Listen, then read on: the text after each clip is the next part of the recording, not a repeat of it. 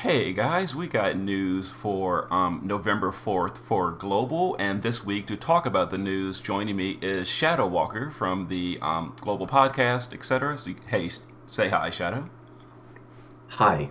Hello. That works. But we got news this week. There's not a ton of news, but it is really big news. We are getting something that everyone assumed was being skipped, which is Vision's World and Trials of Mana. So, what do you think You're about this, gonna have Shadow? to explain to me what Vision will when we get to that point, and Trials of Man is a big surprise. I thought we were completely skipping this. Yeah, these are. I'm not sure how long. I think it's like 2 months or so that we're late. Could be longer. I don't know. I lost track, but they're definitely late. But they are getting global upgrades. So yeah, and this is being changed for global. So these are the two units. On JP, the only NeoVision's base of this was Hawkeye. And then Angela and Duran were NeoVision's Awakening, and then Reese was a 7 star.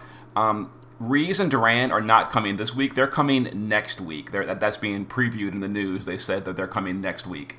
But yeah, so Angela is being converted to a NeoVision's base instead of a NeoVision's Awakening because we didn't get the old events where she got her 7 star copies. So that's pretty cool. So it's going to be two individual banners. It's not going to be. I'd rather these be like a shared banner where you can like pity the one you didn't get, but it's like kind of like Louise and Ling were. But I guess we're not doing it that way. What do you think? What I do you think, think people Shadow? prefer the split banners. Like there was a whole Do you think so? bitching. Yeah, people were bitching about how Ibarra and what's his face, Carton weren't were sharing a banner or something like that. Well, no. Carton and Ibarra were two different banners as well.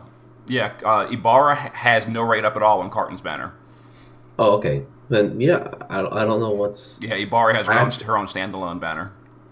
I do think split banners are good if you prefer only one. Like if I only wanted Hawkeye, yeah, this is exactly what I need. But I guess that if is you're true. one of those, If you just prefer the one, it is better. But I'd probably but if you rather both of prefer them. wanting to chitter like one of them at least on your way, yeah. Mm-hmm. So It it makes depends on what you're looking for. it makes sense. But What's the this is the good banner where you get the shards on the banner, which is I actually prefer those formats. They've been kind of like bouncing back and forth between like the three formats that they've done in global. This is my preferred version, so I'm glad to see they're doing it this way.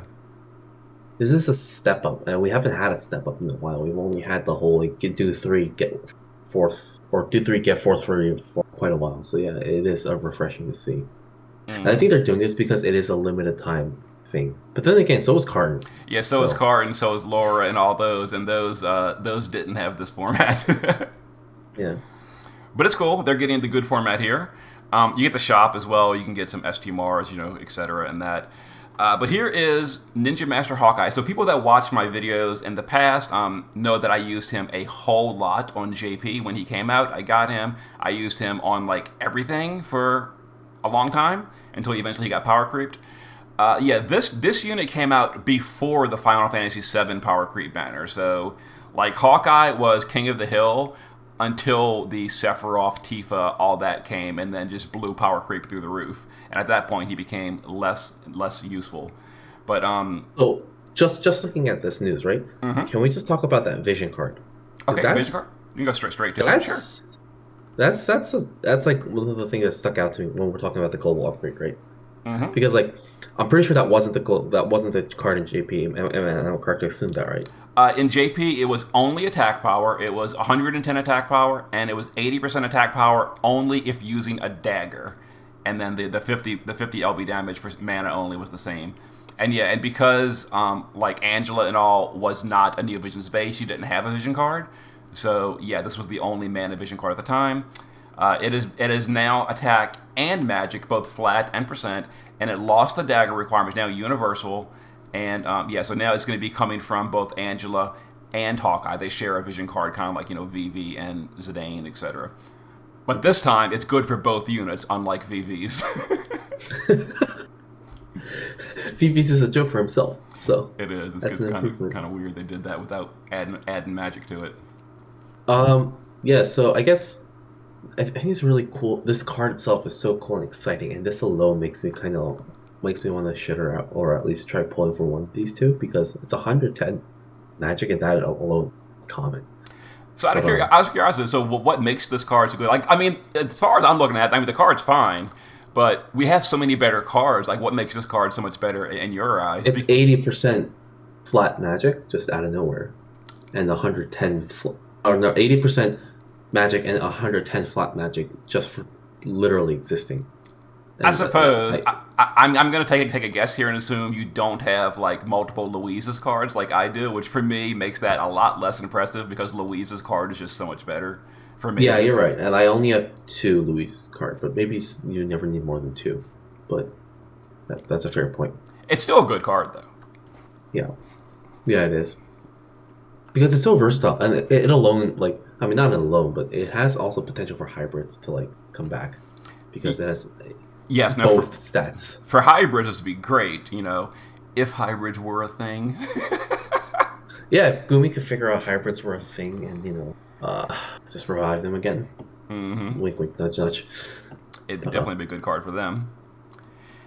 And then the unit. So talk about the unit briefly. It's in JP. It was he was a breaker. He also had an either 87 or 88% defense break. I forget which one. I think it was 87% defense break in JP. That was like his big deal. This was before the bigger defense break started coming.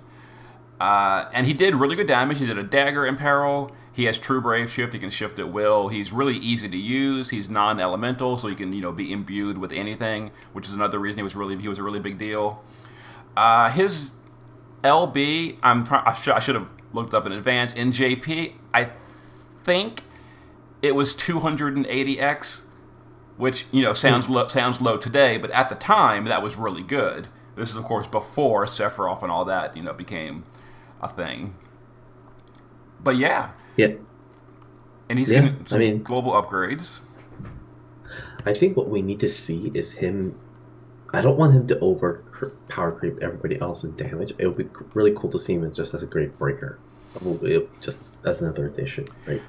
Well, if you look right here, one of the global upgrades is increasing his defense break. Now, I'm just gonna take a guess here and assume it's going to be 90%, like every other global defense breaker, because they're all 90%. So yeah. I would assume he will be as well.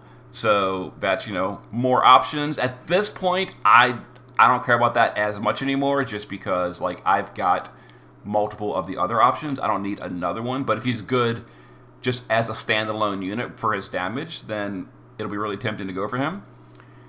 Something else to point out is his STMR is a copy of Sora's STMR, which is really nice, was limited, no longer available. It's the best LB damage materia in the game. This does the exact same thing. It is literally a copy in everything other than name.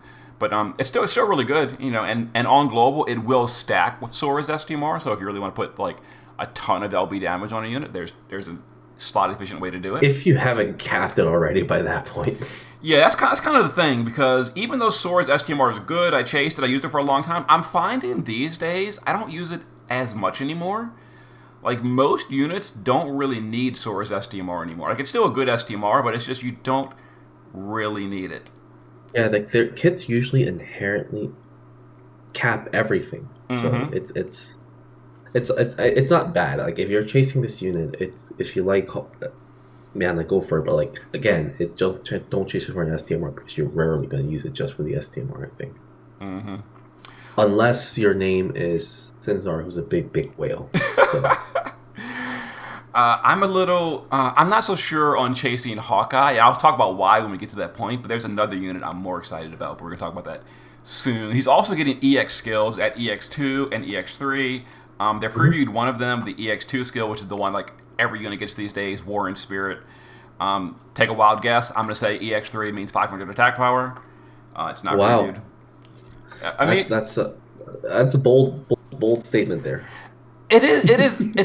It's good. It boosts power, but honestly, it's kind of a mixed bag here. On the one hand, I would prefer units with their EX3 to be like an interesting and unique ability that like adds, maybe changes their rotation or maybe just does something kind of too dumb.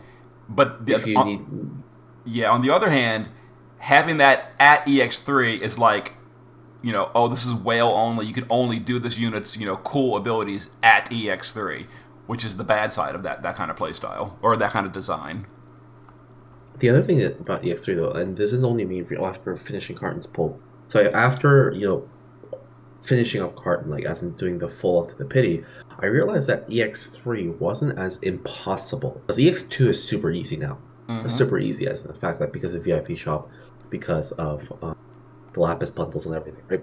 But then EX3 then only requires you technically at least getting one or two more copies along the way, and then the rest of the 100 you either fill by doing shard dungeons, or 70 rather, and then other stuff. So what I'm saying is that it's not the most impossible thing in the world, but again, it is an unrealistic expectation, especially if you're looking at it from like a limited time unit, I guess. Mm-hmm. So I'm And agreeing then with you. the other unit is Angela. Now in JP, she was, like I said, she was a New Vision's Awakening, and she was kind of a weird one.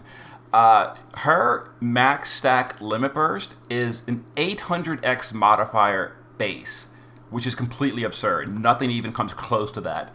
The catch is it's non-elemental and it's magical, so you can't even imbue it. Now, this is a little weird because there's been a couple of bosses in Japanese Dark Visions or Vision Worlds that are specifically weak to non-elemental magic. For example, one of the Vision Worlds bosses on this coming event, she was the number one MVP, and people almost needed her to damage cap that boss because the boss is heavily weak to non-elemental. It's an AoE fight, and her LB is AoE, so her 800x non-elemental LB that is AoE gave you like a damage cap on the boss, and it led to like a bunch of controversy. I'll talk about that more when we get to the actual event because people were capping when the developers didn't realize the fight should be cappable. She allowed players to cap the fight because it was so strong, and they had to change. Wasn't this the? No, go first. Sorry. Oh yeah, and they had to change things. But were you going to ask, was this the Vision World with like all the drama where they had to patch in extra bosses and all? Yeah. This is the same Vision World, and Global has like preemptively adjusted it already, so we are not going to have that on our side. But so her shifting is a little weird. It's a 4-turn trance shift where you can't go back, but it's only a 1-turn cooldown to go back into transform. So it's a little clunky because it does have the cooldown, but overall she's she's decent for that. But that was really all to say about her as far as the JP side goes. She does have like a kit with chaining, elements, etc. It's all complete trash, or it was on JP. The only thing she was used for was her non-elemental 800 times shifted LB. Now, because Global is making her into a Neovision's base, which is like kind of like, just from the preview, they are copying a lot of her old skills, but I don't know how they're going to tune it because, again, she is an older unit, and even that huge 800 times modifier. I actually did a quick napkin math a moment ago. An 800 times modifier LB, if you then times it by 7 for LB damage buffs, and then divide it by 1.5 because it's a mage, she gets no variance. It's something like a 3500x non-elemental attack, which at that point is the same as like the baseline morale skill of Laura, but then it gets elemental boosting and variance and all that. So while it sounds good, if it's not against a boss specifically weak to non-elemental, it's just not that great. Now, do you think Global is going to be like buffing the modifier even higher to account for that, or what do you think they're going to? How do you think they're going to handle her upgrades? Maybe they just ditch the whole non-elemental thing completely. Oh, so you Because think, it is they're going to make it like to an actual either imbuable with a lower mod, or they're going to give it an innate element? You think?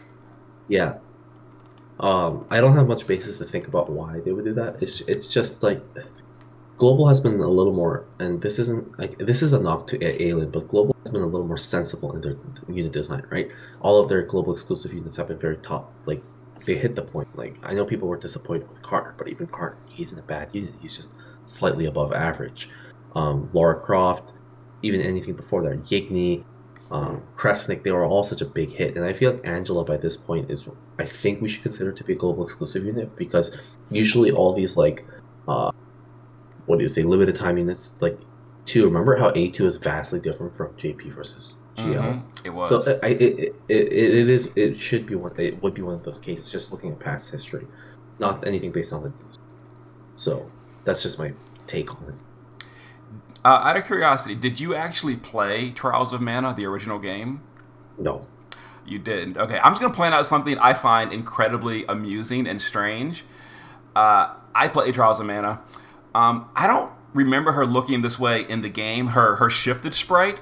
Her shifted sprite is like in a bikini, ready for a day at the beach. Angela in Trials of Mana, she comes from the like frozen Iceland of the game. You know, the seven characters of Trials of Mana, they each come from their own homeland. She's from like the snowfields. Why is she dressed in a bikini if she's like the Arctic ice mage? It just does not make sense to me. Why? Listen, listen. I can tell you why, but you won't be happy. What? Oh, it's such a strange pick. Even in her base form, I don't know if that's her dress like in the original game. But She is dressed that way in the base form, which is again not really dressed for going out in the snow, but it's still a little more than her shift sprite where she just goes straight bikini. It's just amusing. Beauty is pain, and so she's taking on the pain. There it is. And we covered the card already, and the other card is the bundle card. This is now being added to the generic pool. I think this was an old bundle card. Now it's finally time to go to the regular pool. You know, not much interesting about that. But then the only other news for the week, really, is the event. And it's a big deal event. This is replacing our Dark Visions for the month. We did get the preview of the monthly preview. We know that we're getting a Clash of Wills later in the month. That's a Dragon, Beast, week to Earth, Light, and Dark. That's for later in the month. And we know from the news we're not getting the Dark Visions because apparently we are getting Vision World instead for November, which is great. I like Vision Worlds way more. Mechanically, it's like the same as Dark Visions. You still go on there as the exact same score criteria. You know, max damage, take 0 damage, etc. It's just more fun. It's a lot more interesting. The music is wonderful. This is like heavily themed on the source game. And if you've played Trials of Mana, you're gonna love it. You're gonna absolutely love it. Complete nostalgia. It's great. These are all the 8 super bosses of the game. The Benevodons. Each one was like a crystal, like the crystal of the wood, the light, the dark, etc. If you didn't play Trials of Mana, just enjoy the really good artwork and nice music. I guess you're not gonna really know what it came from, but it's still pretty. This is slightly going back, but Okay. it's do you think that the units this week, like Angela and Hawkeye, will have cow abilities as well because it's a global upgrade? Morale Or skills. do you think That's a good question. or do you think they will be just focused on DV like all the JP units are? Because the way that it looks like right now is that collection units are focused on cow while all the alien units are focused on DV, and there's a clear divide between the two. But it's usually more beneficial for people to only pull on the global exclusive units because things like Lara Croft are useful in both. Mm-hmm. So, I think, truth be told, if they were going to add morale, skills on these units, they would probably have previewed them because they know Global really cares about that at this point. So I think if they were going to add it, they would definitely have previewed it. So I'm going to say it seems unlikely, but we don't know for sure until Thursday. good point. But if I had to guess, I would say probably not. Probably not. Okay. All right, we can go back to Vision World or Dark Visions, but with extra flavor. And then here is something I was not expecting is 200,000 lapis for rank 1. And just to skip down real quick, we'll show the rank rewards. And you mentioned it earlier about like the drama in JP. And this is like global news. I don't want to dwell too much on JP because, a lot of global players just don't care. But just for to have some gossip, I'll tell you what happened. I'll try to be brief about it though. So in JP, the max reward was 100,000 lapis for rank 1. They expected, obviously, to make this be uncappable and there would be no rank sharing. The catch is because they didn't realize that Angela, and it was a big headache the way you had to do it to cap the final boss. Zabel Fair was the final boss of this at the time. People were using Zizat to give one of the small AoE guys cover, give the enemy cover, so you could stack the AoE, you could stack Angela to her max 800, and then you could use her to damage cap. So because of this, people were hitting the damage cap on this Dark Visions in JP. So they had to put out an emergency news and said, we didn't realize people were going to be damage capping, and this was not intended. We're going to add a new boss. People that damage capped, as of the time of this news, are going to share their 100K. They're all getting 100K. But anyone else, too bad, you're not getting 100K. You've got to go and fight the new boss we're adding. And the new boss they added was Belladonna. They patched her in a week later. They had to design a whole new stage for her. She was not part of the original Dark Visions, and she was completely uncappable. For her, they just cranked the defense and spirit to 1 billion. There was no chance of damage capping this boss. Yeah, so that's what happened. On Global, Belladonna is coming in with Dark Vision. She's just coming in on day one, so no one is going to be capping this Dark Visions. So go ahead. Was this before this or after the score change in terms of capping? This was back when I don't remember if it was 10 billion or 2.14 billion at the time, but in any case, it wasn't 100 billion, which it is now for the cap. Okay. Like, technically, mechanically speaking, that they have to put a cap in just for coding reasons, but it's 100 billion, which you just can't hit. So it's uncappable effectively. So I'm going to assume that this is going to carry the GL change, or not the GL change, but like the future change of 100 billion into account. So I doubt that no one will ever share number one right now. Yeah, well, there have been a few future Vision World or Dark Visions in JP that are still cappable, but they're like intentionally cappable, and the reward is reflected. For example, the Xenogears Vision World that JP had a month and a half ago, it was cappable. It wasn't even that hard to cap, honestly. It was kind of like they assumed everyone would get a rank 1 and share rank 1, and the reward was 10,000 lapis at rank 1. So like it was obviously tuned to intentionally be cappable, and it's a rank 1, or it's a 10,000 reward for hitting rank 1. This one at 200K, like there's no way people are going to be rank sharing this. They're not giving 200K to thousands of players. It's just not. So there's going to be a single rank 1 player. But even beyond rank 1, like even down to like 500 is 10,000 reward, and then the top 1,000 still get 5,000, which on Global, this is nice. On JP, it's been this way for a while. The top ranks get like 5K-ish or so. But the first time Global's getting it, so it's really nice. Out of curiosity, if you don't mind saying, it's fine. But like, where do you usually rank in Dark Visions, not Kyle? Oh, less more than 10K. More than 10K? If I try, I'm within the top 2K. If I try. But Okay. the last time I tried was like 6 months ago. Gotcha. I'm usually in like the top 500-ish. Typically, sometimes I've been as close as like I think I was like on rank 121 or something.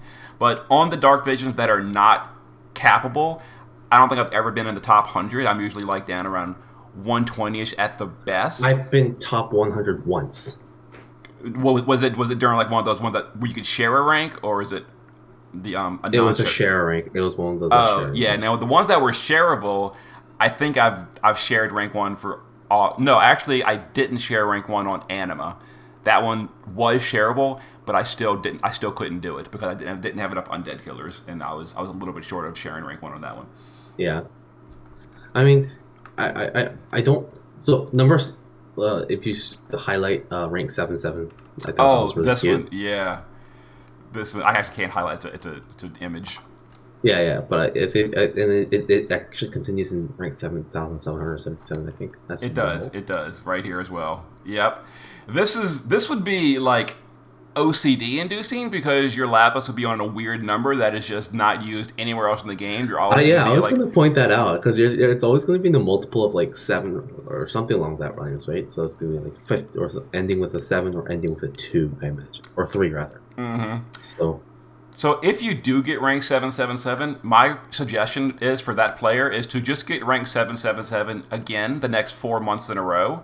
So to even it out, that's like the best way to do it. It's pretty easy. Or what you do is you redeem that lapis in your Amazon App Store rather than whatever. Oh, so it's not on your main account. Yeah, I guess that's a way to do it too.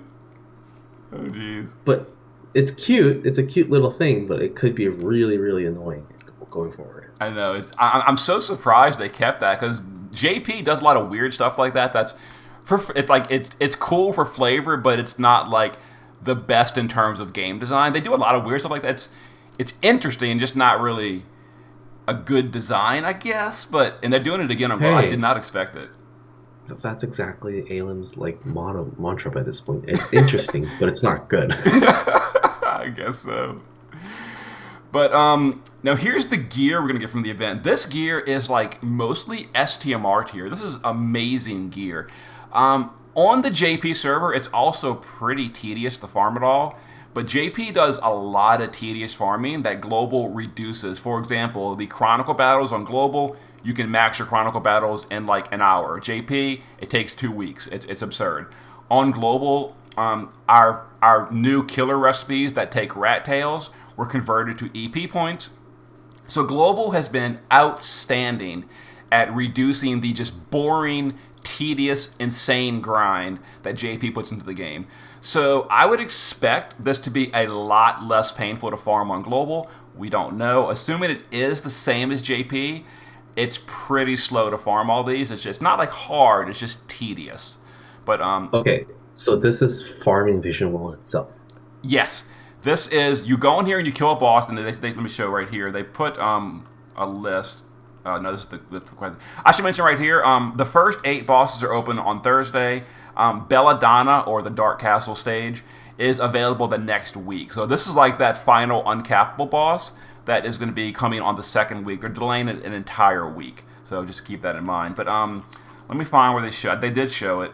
Right here. Okay, so yeah, so each boss will drop crafting materials, and then the final 2 bosses, the Zablil Fair was the original final boss, and then they had to patch in Belladonna as a new final boss.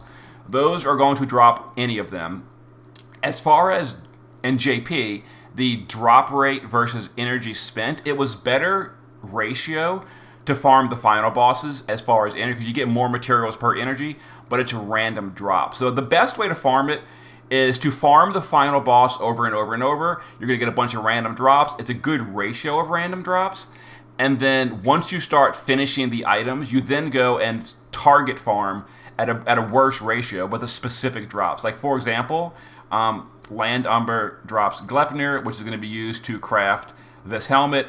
If you get enough of the drops to finish 3 of them, but you didn't finish the helmet, you would then stop farming Belladonna and you would go farm like Glepnir instead. You see what I'm saying? Okay, yeah, that makes sense.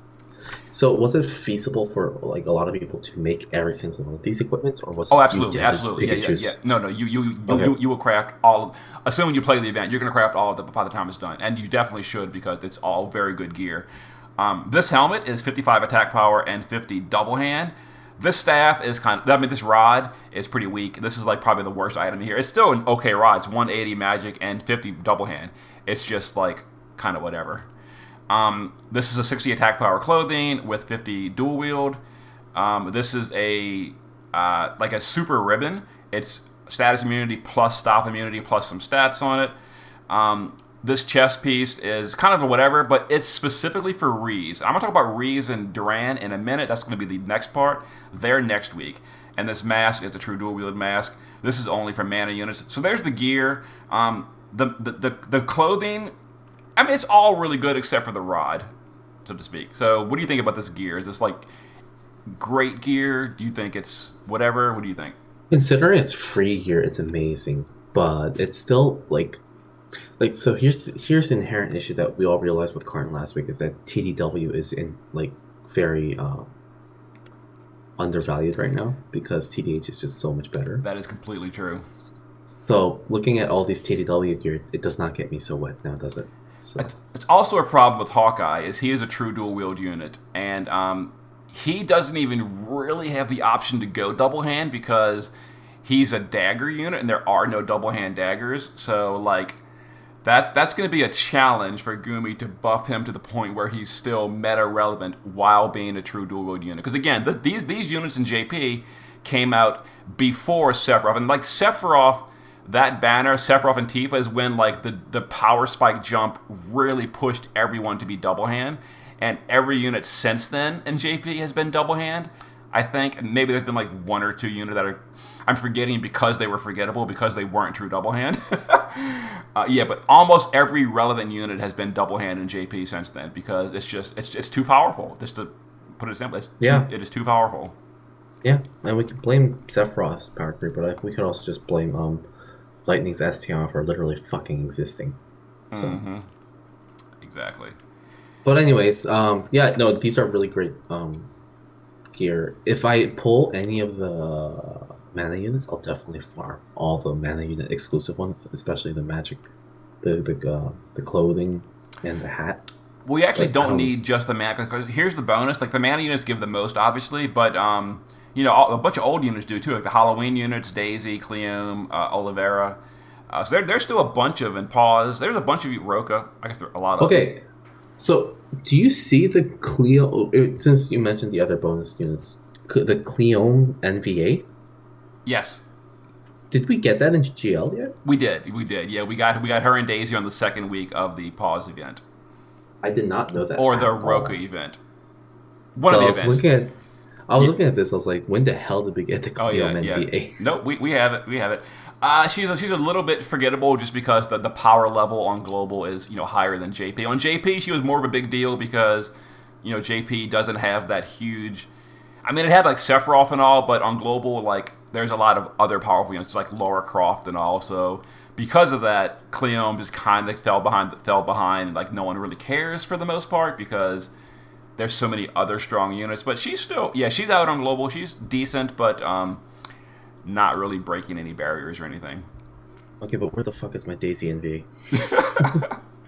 And here's the bonus. And then, like I mentioned, this is literally the exact same scoring as Dark Visions, which I was kind of hoping they'd have updated it maybe for global, but they didn't. It's literally Dark Visions as far as score goes.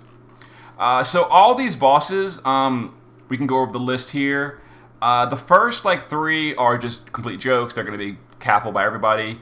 Some of these, like Dolan, is very tricky because Dolan, you have to damage cap on turn 1 for a perfect score because he does unavoidable damage on turn 1. If you want a perfect score, you've got to damage cap on turn 1. It's not that hard to do, but it does require some specific units. Light Gazer has evasion, big headache if you're using physical units. You can use accuracy buffs though to get around that. Zabel Fair and Mistfoam are both AoE fights. So those are where you can bring AoE damage and get a good damage cap. Zabel Fair is very tricky. This is the one that I mentioned. You had to use like Angela's non-elemental AoE with like Zat to give the enemies cover. It was really tricky. I've got videos of it if people want to look that up later. It's interesting.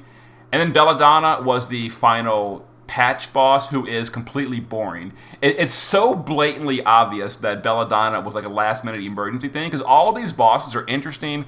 They look cool. They have a full AI kit. Belladonna is literally a cat that has 2 attacks. It does nothing. It is it is so stupid. It's literally it's just a punching bag with 100,000 defense and spirit. It's so dumb. Do you think like some intern at ALM had to whip that up in like 2 hours? Like it did I did a quick bit of sneak peek of Belladonna's kit, or not kit, but like AI. It was pretty dumb at the time. It's annoying to me because I remember how I mentioned when they put out that news, they said people that damage capped before this news that they're going to honor the 100k reward. I damage capped it an hour and a half after that news before even hearing about the news. I was so happy that I damage capped it. And I was there. Oh, I was were there. Yeah, I was there when he did it because he was streaming it in one of our Discord servers, and like we were like, "Oh yeah, he capped it," but then like Foxy, I think, was like translating it to us the news at the same time, and you were like fucking fuming at the time. I was so mad because I used STMR moves to get the gear for it. I went all in the damage cap, and I did damage cap. It was hard. It was still hard to do. And then an hour ago we put out news that anyone after this point, you're not getting that reward. Too bad. Oh, I was so mad. But okay, the last thing I wanted to mention is this little fine print some people might have overlooked, but I'm incredibly hyped about. Let me find it again. Oh God, where is it? Okay, I know it's here. Where is it? Right here. No, right here. Okay, right here. On the bonus part, Duran and Reese are going to be the second week units. Now, based on the pattern of them upgrading Angela to Neovision's base, because Duran and Reese were also old units we skipped in Global, 99.9% sure they're going to be Neovision's base as well. 100%. 100%. Pretty much. Pretty much. Yeah. Yeah. And I am so happy about this because, again, people that watch my JP videos know I have used the 7-star Reese and JP a lot because she has a dark field. She's a great dark support unit. She's a full-powered breaker. She was really good in JP. We're getting her on Global as like a Neovision's base almost certainly. And we can see from right here, Reese only activates area effect. She's getting the dark field. And I've talked about dark fields so many times because I love Sephiroth. Dark also seems to be like the meta right now because we've got Oliveira, we've got Carton, they're dark aligned. We know next month's Clash of Wills is going to be dark again. So the fact that we're getting a Neovision's base with a dark field, that's going to also probably be a useful Neovision itself, just beyond the field. Like that's the problem with Yuna, kind of, in my opinion. I know you're a huge Yuna fan, so don't hate me. But she has a dark field too, and she's just a little bit underwhelming. Her unit worth outside of that dark field is kind of useless. Well, yeah, a little bit. But so we're getting Duran and Reese next week. I wish we had like a preview of them, of their like skills and stuff, but we don't.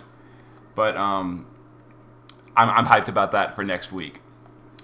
So that's pretty much the news. Anything else you want to mention about Shadow?